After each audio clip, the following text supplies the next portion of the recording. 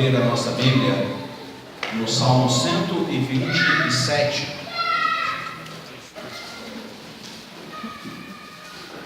Salmo 127.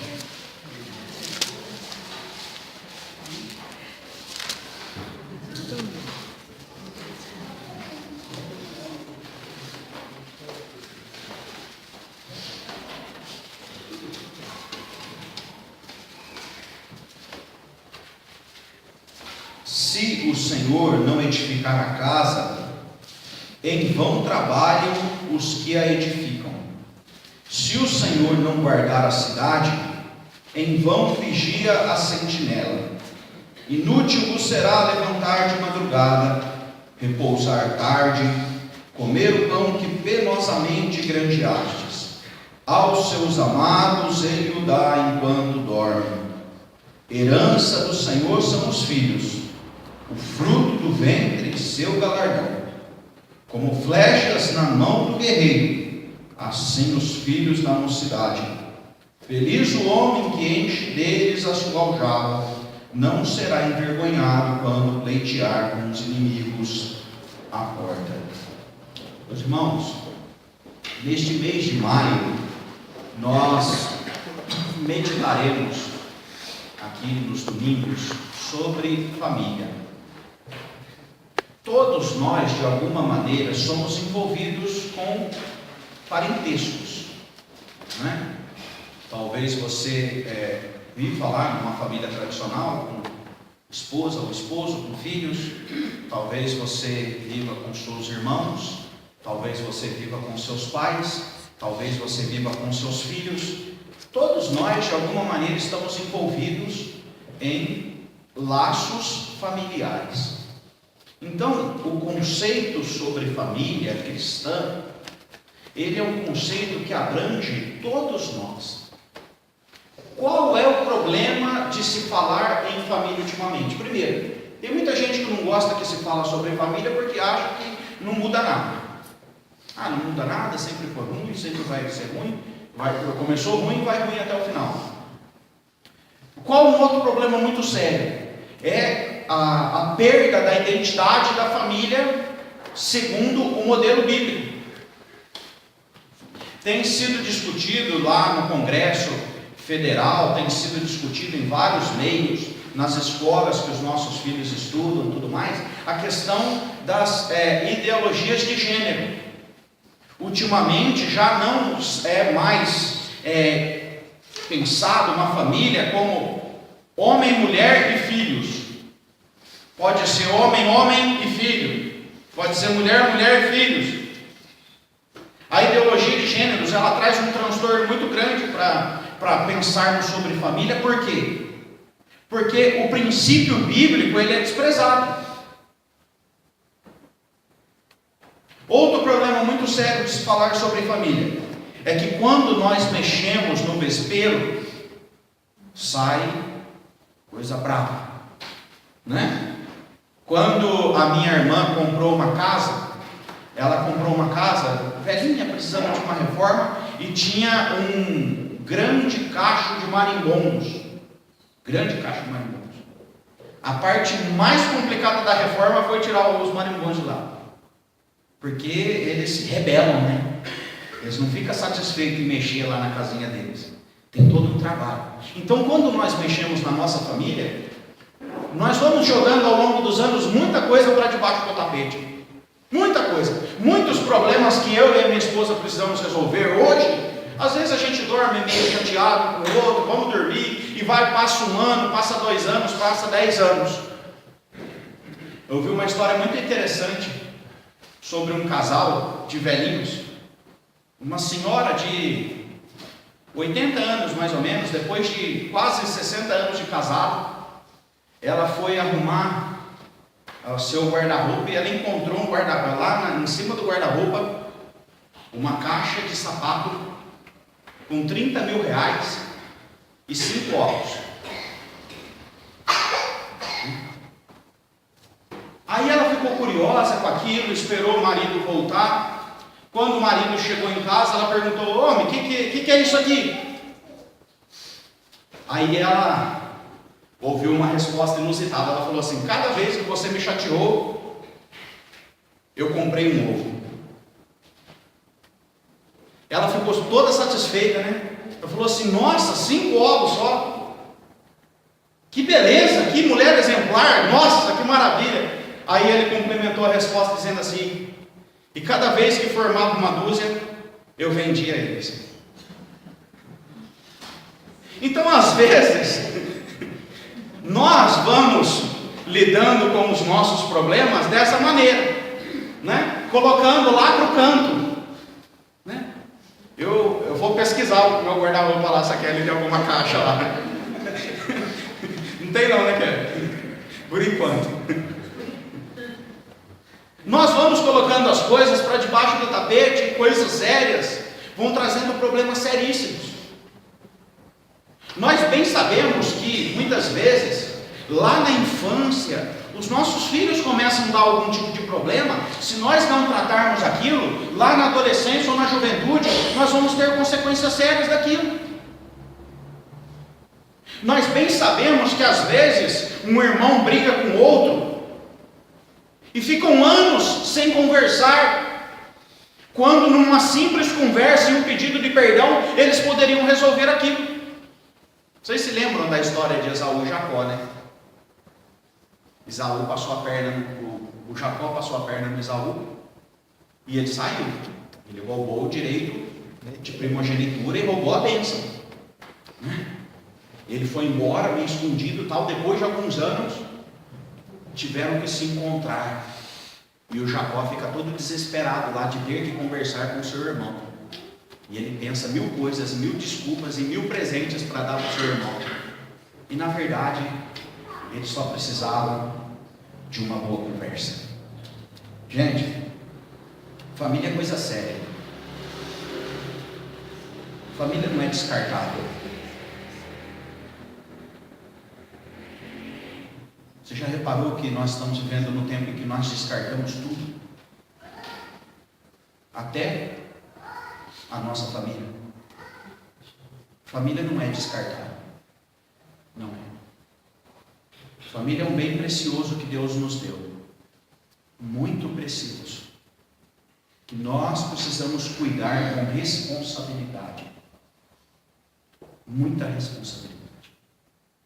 O Salmo 127, ele encaixa perfeitamente no tema que nós temos para este mês e no dia de hoje, que é o dia do trabalho, ou do trabalhador. Ele nos orienta o que uma família precisa ter. A centralidade desse texto é que uma família com o Senhor, ela é abençoada. Uma família sem o Senhor desmorona. Você já trabalhou e não conseguiu ver resultado nenhum do seu trabalho? É triste. William, você já construiu uma casa lá e enquanto estava construindo uma parede, você chega num outro dia depois de um vendaval e aquilo já estava no chão? Já aconteceu com você? É triste, não é? É duro quando você, irmã, fica lá o final de semana inteira preparando uma comida e ela queima, né? É duro. É duro quando a gente faz planos, cria metas, traça objetivos e planeja uma série de realizações e aquilo não dá certo. Pior ainda é quando nós sonhamos com uma família abençoada e aquela família só vive em crise. Esse texto nos mostra que se o Senhor não edificar a casa, em vão trabalhos que edificam. Nós podemos participar de todos os congressos sobre família. Nós podemos comprar todos os livros sobre casamento. Nós podemos fazer todas as coisas, fazer um agrado aqui, arrumar uma coisinha ali. Você pode ser aquele marido 1001 utilidades. Você, esposa, pode ser a esposa que melhor cuida do seu marido. Se o Senhor não edificar a casa, em vão trabalhos que a edificam. Sabe por quê? Porque se o Senhor não estiver no centro do nosso trabalho, da edificação, da construção do nosso lar, nós construímos o nosso lar da maneira errada. A Bíblia fala que a mulher sábia edifica a sua casa, mas a insensata, com as próprias mãos, a destrói, a derruba. Uma mulher sábia e uma insensata, como podemos diagnosticar isso? Uma que vive debaixo da vontade de Deus, ou que vive da vontade de si mesma. Infelizmente, as nossas famílias estão caindo, porque nós estamos colocando Deus à margem da nossa família. Infelizmente, nós estamos mais preocupados conosco, com as nossas vontades, com os nossos desejos, do que colocar Deus na centralidade do nosso lar. Ah, como é triste perceber que dentro da nossa casa já não há mais todo o envolvimento com Deus. Ah, como é triste perceber que às vezes dentro da sua casa é o lugar em que você é pior. Ah, como é triste perceber que às vezes os cristãos estão desonrando o nome que carregam dentro de suas próprias casas. Não adianta nada nós queremos construir uma família abençoada, analisarmos, planejarmos, trabalharmos, ralarmos, dedicarmos, se o Senhor não for colocado no centro do nosso lar. Eu quero te desafiar, você que tem algum parentesco que vive com alguém dentro da sua casa, a orar mais por aqueles que você divide a sua vida. Maridos, orem mais por suas esposas. Nós estamos vivendo num tempo de homens que não oram. É interessante quando nós conversamos com as pessoas, a maior parte das pessoas de oração das nossas igrejas são as mulheres. É interessante percebermos que, às vezes, os maridos negligenciam o papel sacerdotal dentro do seu lar, de cuidado, de zelo, de responsabilidade cristã. Quando nós batizamos os nossos filhos aqui, nós prometemos orar com eles e por eles, ensiná-los a ler a Bíblia, para que possam aprender desde pequenininho o caminho. Como é terrível nós percebemos que nós, homens, estamos negligenciando o papel de líder da nossa casa, e nós estamos deixando as nossas esposas, os nossos filhos, os nossos parentes em grande problema. Eu me lembro que quando eu era pequeno, que eu ia para Minas Gerais visitar os meus avós, todos os dias de manhã, assim que o galo cantava e que o cafezinho saía lá no fogão a lenha, o meu avô chamava todos e falava assim: vamos sentar aqui na mesa porque nós vamos meditar na palavra e nós vamos orar. Meu avô. Esses dias eu ouvi um relato de uma mulher dizendo assim: depois de 32 anos de casado, o meu marido me chamou a primeira vez para orar comigo. Os dois são crentes a vida toda. Os irmãos, nós precisamos colocar o Senhor no centro da nossa casa. Não adianta a gente trabalhar de sol a sol. Não adianta a gente fazer hora extra no serviço para ter mais dinheiro. Não adianta você ser um cara forte, vigoroso, que enfrenta qualquer batalha pela sua família, se você não tem lutado pela parte espiritual da sua casa.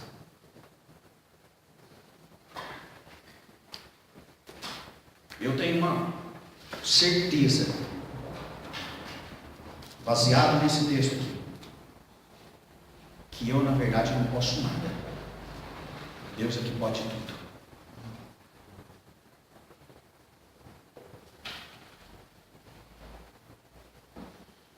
Eu gostaria de falar para você também, minha irmã. Deixe Deus moldar a sua família. Lute por isso.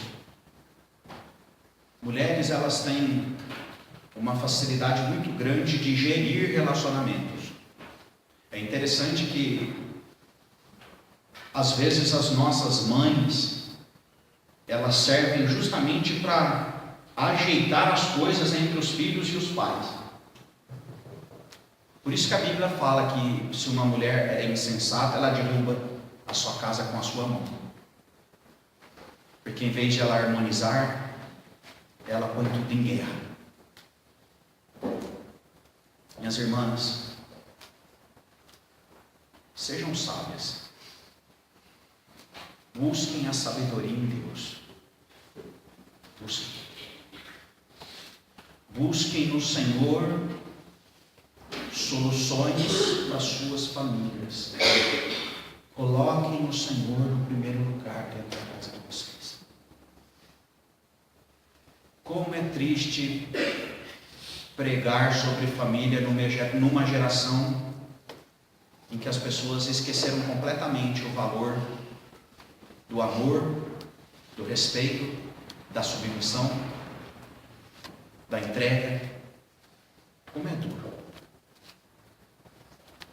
Como é duro perceber famílias que, em vez de mulheres sábias, existem generais da maior patente,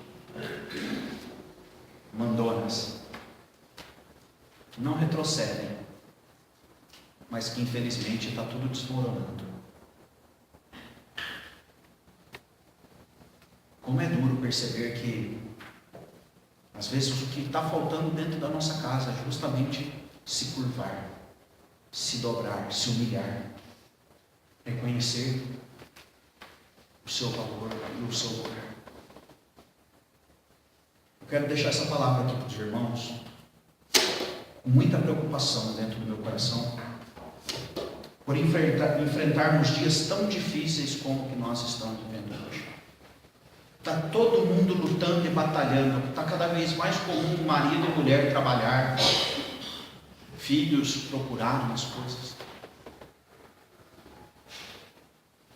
A nossa vida financeira, as nossas conquistas, aquilo que nós temos hoje, é muito melhor do que há 20 anos atrás, não é? Alguém hoje está vivendo pior do que há 20 anos atrás? Provavelmente, se tiver, são muito poucos. A maior parte de nós tem mais hoje dentro de casa do que tinha antigamente. Por outro lado,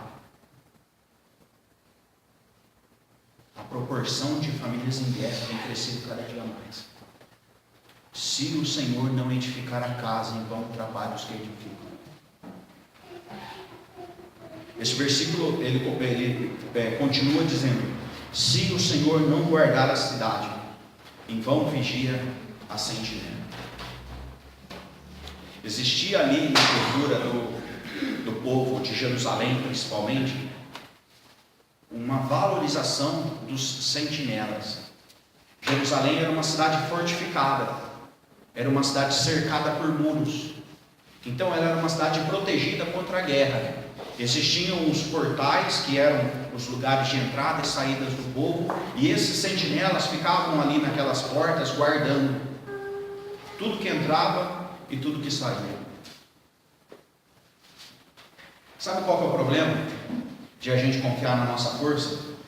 Teve uma guerra, eu não me lembro bem o tempo que aconteceu, mas que Jerusalém foi cercada, e durante cerca de 2 anos ninguém entrou na cidade, mas as pessoas morreram de fome lá dentro. Se nós confiamos na nossa força para guardar a nossa casa, se nós confiamos na cerca elétrica, se nós confiamos na câmara, né? Na câmera ali filmando, se nós confiamos no guardinha que passa na rua, dando a buzinadinha lá de madrugada, se nós confiamos na tranca que nós colocamos mais reforçadas na nossa casa, se nós confiamos em nós mesmos, nós podemos guardar de ninguém entrar lá dentro, mas lá dentro ser um lugar inútil, infeliz. Você já entrou dentro do lugar que você se sentiu triste, morrendo de vontade de sair dali? Às vezes os maridos, eles veem isso aí dentro de casa. Não vejo a hora de sair para trabalhar, pelo amor de Deus. Às vezes a mulher não vê a hora do marido sair para trabalhar. O marido lá precisa ficar afastado 15 dias do serviço, a mulher dá um desespero nela. Né? Ficar 15 dias em casa, esse homem aí, pelo amor de Deus. Às vezes o lugar da nossa casa é protegido, mas nós não estamos em segurança uns com os outros. Se o Senhor não guardar as portas da nossa casa, meus irmãos, em vão vigia a sentinela. E aí o versículo 2 ele diz algo muito importante para nós: inútil vos será levantar de madrugada, repousar tarde, comer o pão que penosamente granjeastes. Aos seus amados ele o dá enquanto dorme. Qual é a relação entre o nosso trabalho e as comportas dos céus abertas de Deus para a nossa vida? Em nenhum texto das Escrituras Deus manda a gente não trabalhar. Inclusive ao contrário. É até usada a figura de uma formiga para ensinar o preguiçoso, não é? Vai aprender com a formiga, preguiçoso. Ela trabalha para receber, ela guardar o seu alimento e passar o inverno satisfeita, com comida, com segurança. Quando Deus pune Adão e Eva depois de desobedecerem, muitas pessoas encaram a punição como dar trabalho a Adão e Eva, né? Ou o castigo de Deus é trabalhar, quando na verdade não é isso. Adão já trabalhava antes mesmo da queda. Ele não cuidava da lavoura, ele não estava ali cuidando do jardim. Na verdade, o que cai sobre Adão é a consequência negativa do pecado, que é sofrer por conta daquilo. Às vezes você trabalhar e não receber da maneira digna o seu trabalho. Porque nós temos um problema muito sério aqui no Brasil. Apesar de só termos 10 milhões de desempregados, muitas pessoas trabalham e não recebem o que é digno.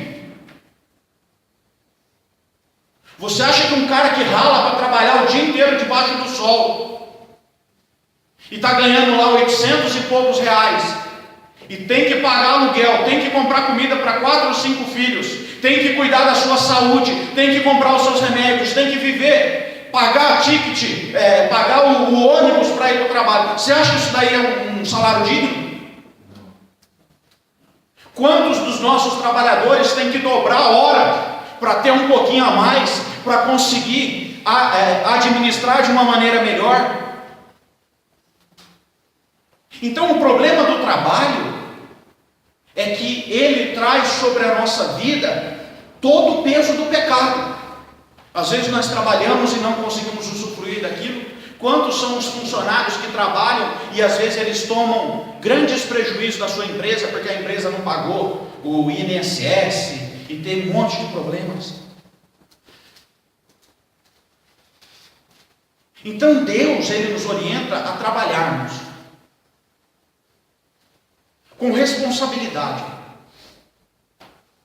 Não adianta virar o turno, virar outro turno e virar outro turno. Não adianta querer conquistar tudo com as suas próprias forças, porque Deus faz uma promessa. Essa daqui é uma promessa: aos seus amados Ele o dá enquanto dormem.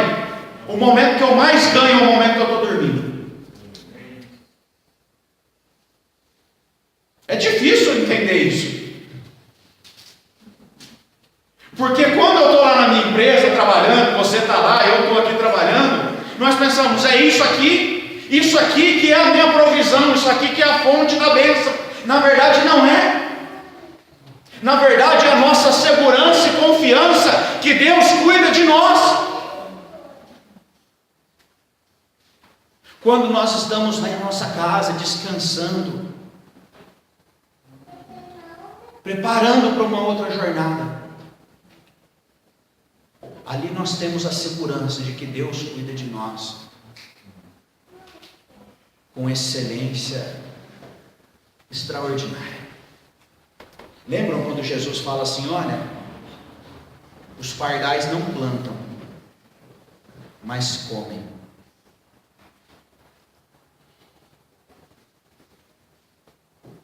nós temos a certeza de que aos seus amados Ele dá enquanto dorme. Meu irmão, durma tranquilo. Durma tranquilo. Que tempo duro que nós estamos vivendo. Que para dormir nós temos que tomar remédio. Aí para acordar nós temos que tomar outro. Aí para viver outro dia nós temos que tomar uns monte, né? Eu vi um coquetel lá que o Sérgio estava tomando lá no acampamento. Toma um para esse, toma aquele aqui para não fazer efeito nesse. Toma esse aqui para ajudar a não doer aqui, né? Que tempo duro que nós estamos vivendo. Em que às vezes nós estamos lá dentro de casa e a nossa cabeça não descansa. Nós vivemos preocupados e ansiosos. Jesus diz assim para nós: não vos preocupeis com o dia de amanhã. Não vos preocupeis. Eu disse aqui alguns dias atrás que muito da nossa vida, ou nós vivemos pensando no passado, ou preocupados com o futuro. E às vezes o nosso presente nós não estamos vivendo da maneira correta. Aos seus amados Ele dá enquanto dorme. Inútil é levantar de madrugada, repousar tarde, comer o pão que penosamente granjeaste. Às vezes isso tudo só vai tirar de nós a nossa força. Se lá dentro da sua empresa você precisa entrar muito cedo, você precisa sair muito tarde, você precisa trabalhar, eu quero te dizer, Deus vai te dar força para isso. Mas não confie na sua força. Confie na graça e na providência de Deus enquanto você dorme. Confie no cuidado do Senhor sobre a sua vida quando você não pode fazer nada. Porque você sabe, ai de nós se não for Deus conosco. Ai de nós se Deus não der força para nós acordarmos no próximo dia. Ai de nós se Deus não abençoar o nosso patrão, não abençoar os fornecedores, não abençoar os clientes. Ai de nós. É muito difícil esta passagem de tirar a confiança das minhas mãos e colocar a confiança nas mãos do Senhor. Mas isso é muito importante. As pessoas que mais confiam, às vezes, nem são as que mais recebem. Mas elas estão satisfeitas em tudo aquilo que Deus está dando para elas. Há uma palavra que é chave nisso aqui: contentamento. Satisfação do que aquilo que Deus me deu. Como é bom quando você está morrendo de fome, ter um belo prato de arroz com feijão. Como é bom você se satisfazer numa refeição simples, porque você precisa daquilo. É assim que Deus faz conosco todos os dias. Ele satisfaz as nossas necessidades familiares. Eu sei que nós estamos vivendo num tempo de crise financeira no Brasil. A palavra que mais correu em 2014 e 2015 e 2016 já é outra, né? Hoje a palavra-chave é impeachment. Mas a palavra que tem corrido os últimos anos no Brasil é a crise. O brasileiro tem se endividado muito. O poder de compra tem diminuído, eu sei disso. Nós estamos lutando para pagar as nossas contas e viver uma vida digna. Eu quero te dizer, meu irmão, com crise ou sem crise, Deus vai cuidar da gente. Amém. Eu não tenho dúvida disso. Pode piorar 10 vezes mais. Eu e você não vamos mendigar o pão. Pode piorar muito lá, a gente vai passar frio dentro de casa. Pode piorar muitas coisas, nós vamos continuar satisfeitos em Deus. Porque Deus é a nossa satisfação, não é aquilo que Ele nos dá, é Ele. É Ele quem nos satisfaz. Se você não se satisfaz em Deus, Deus pode te dar tudo, que você nunca vai ficar satisfeito. Se você está satisfeito em Deus, o pouco com Deus vira alegria, festa e celebração. Esta é uma certeza que eu tenho convicção de dizer aqui. As coisas podem piorar. Estão falando que 2017 não vai ser melhor do que 2016. Para a gente não muda nada, porque Deus prometeu cuidar da gente, cuidar da nossa família, nos prover tudo aquilo que nós precisamos. Eu creio nisso, porque essa é a promessa de Deus para nós. Eu quero encerrar minha palavra aqui nesta noite, orientando as relações familiares. Esse texto, ele fecha falando dos filhos entrando dentro de casa. Herança do Senhor são os filhos, o fruto do ventre o seu galardão. Como flechas na mão do guerreiro, assim os filhos da mocidade. Feliz o homem que enche deles a sua aljava, não será envergonhado quando pleitear com os inimigos à porta. Eu quero deixar essa palavra para os pais aqui em 2 minutos. Pais, você não recebeu nada de mais importante das mãos de Deus do que os seus filhos. Não há nada mais importante para nós. Não há nada. Você pode passar aqui pela terra e nunca conquistar um carro, nunca conquistar uma casa própria. Você pode passar aqui por muitas dificuldades, por privações, lutas, desafios. Mas eu quero te dizer, agradeça ao Senhor pelos filhos que Deus te deu. Nós estamos vivendo num tempo em que pais estão amaldiçoando seus filhos em vez de abençoar os seus filhos. Ah, esse filho aí, pelo amor de Deus, olha isso aí. Olha que terrível. Não é? Os pais só reclamam dos filhos. Ah, esse filho não faz isso, esse filho não faz aquilo, esse não faz isso. Quão terrível tem sido essa relação. Porque por um lado, nós estamos vivendo nessas dificuldades, enfrentando as lutas dos filhos, vivendo desafios dentro da escola, vivendo desafios ali nos relacionamentos. É difícil, claro que é. É difícil demais ser adolescente nessa época. Você acha que é fácil para o seu filho aí que tem 18 anos escolher o caminho certo? Não é. Mas por outro lado, que não seja você o primeiro a desistir do seu filho. Que os nossos filhos sejam como flechas nas nossas mãos e que nós lancemos eles para os lugares certos. Um guerreiro na batalha não desperdiça suas flechas. Não desperdiça suas flechas. Um guerreiro na batalha pega uma flecha e fala assim: ah, essa daqui vai para qualquer lado. Não. Quem viu aí o Senhor dos Anéis, o Legolas, acertava cada uma das flechas, que nós possamos lançar os nossos filhos para o lugar certo. Não desperdice as oportunidades que Deus colocar diante dos seus filhos com a sua boca. Cuide dos seus filhos, corrija os seus filhos. Como é difícil ser corrigido, né? Como é difícil ser corrigido, mas corrija os seus filhos, porque se você não corrigir, o mundo vai corrigir eles. E na hora que o mundo pegar eles, é bem pior do que a gente dentro de casa. Herança do Senhor são os filhos. Nós precisamos colocar bem o valor das coisas dentro das nossas casas. Não dê mais valor para as coisas do que para as pessoas. Coisas passam.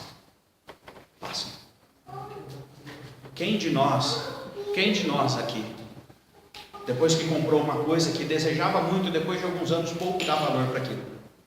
Porque coisas passam, pessoas ficam.